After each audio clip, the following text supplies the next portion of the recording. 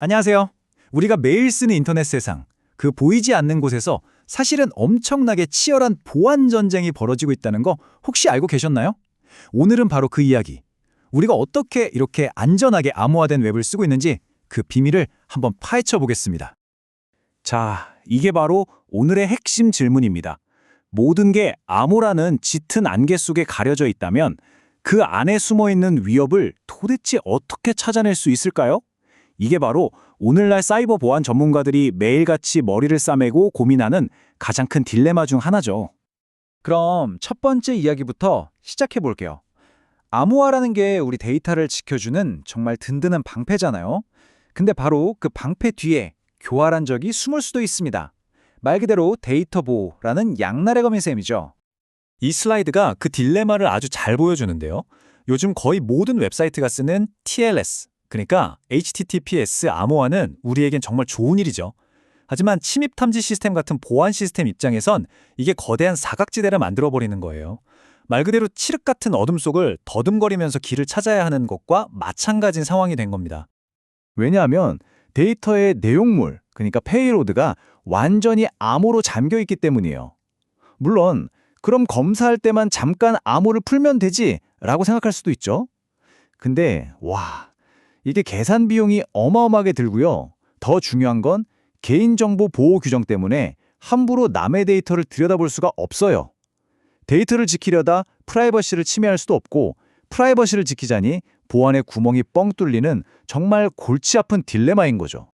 자, 그럼 이 어려운 문제를 어떻게 해결했을까요? 다음으로 넘어가서 프라이버시는 지키면서 악당만 쏙쏙 골라내는 아주 기발한 첫 번째 해결책, JA3를 소개해드리겠습니다.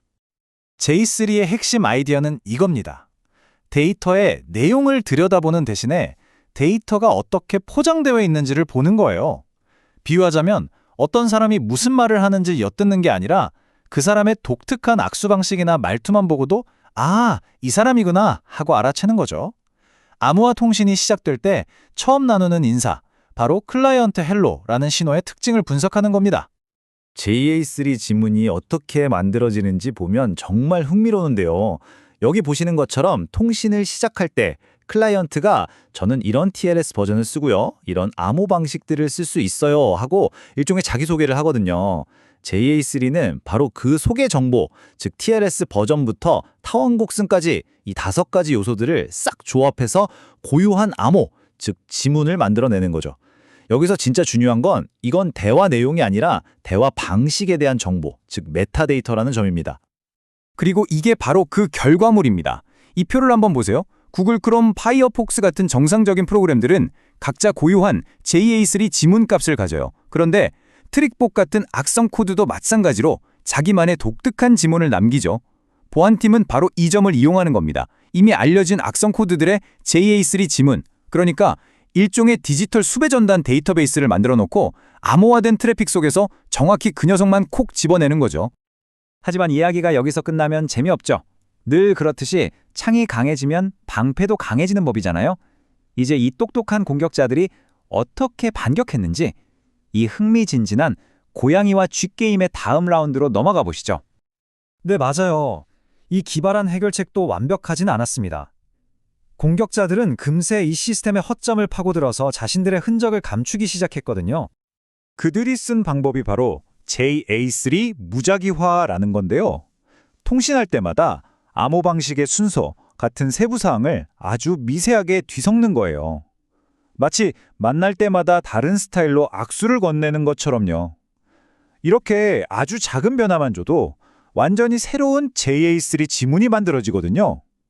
그럼 보안 시스템 입장에서는 계속 처음 보는 놈만 나타나니까 이게 악성 코드인지 아닌지 판단하기가 너무 어려워지는 거죠. 자, 이제 이 보안 금비 경쟁의 다음 진화를 맞이할 시간입니다. JA3의 약점을 정면으로 돌파하기 위해 나타난 더 똑똑한 후계자, 바로 JA4를 소개해드리겠습니다. JA3랑 JA4가 뭐가 다른지 이 슬라이드에 딱 나와 있는데요. 왼쪽 JA3가 무작위화 공격에 그냥 뚫리는 방패였다면 오른쪽 JA4는 훨씬 더 단단한 업그레이드된 방패라고 할 수 있죠. 가장 큰 차이점? 무작위화 공격에 강하고 암호 같은 핵시값 대신 사람이 바로 읽고 이해할 수 있는 정보를 보여주고요. TLS뿐만 아니라 다른 프로토콜까지 감시할 수 있게 됐다는 점입니다. 그래서 핵심이 뭐냐면 공격자들이 탐지를 피하려고 암호, 그러니까 사이퍼 순서를 막 뒤죽박죽 섞어놔도 제2회사포는 분석하기 전에 이걸 원래 표준 순서대로 싹 정렬해버려요. 그러니까 무작위화 공격이 아예 먹히진 않는 거죠.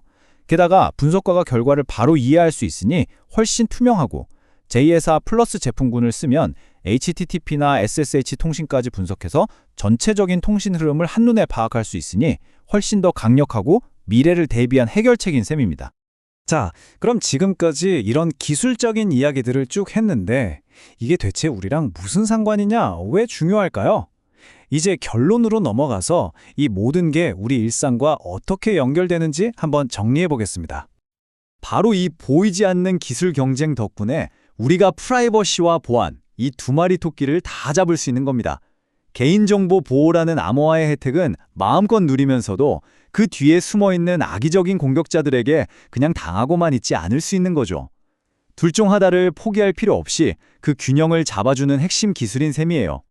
오늘 우리는 암호화된 트래픽 속에서 벌어지는 정말 치열한 공방전을 살짝 엿봤습니다. GA4가 지금으로선 훌륭한 답이지만 공격자들도 가만히 있진 않겠죠. 분명 다음 수를 준비하고 있을 겁니다. 계속해서 발전하는 기술 속에서 이 끝없는 디지털 추격전의 다음 라운드는 과연 어떤 모습일까요? 이 질문을 여러분께 남기면서 오늘 이야기 마무리하겠습니다. 들어주셔서 정말 감사합니다.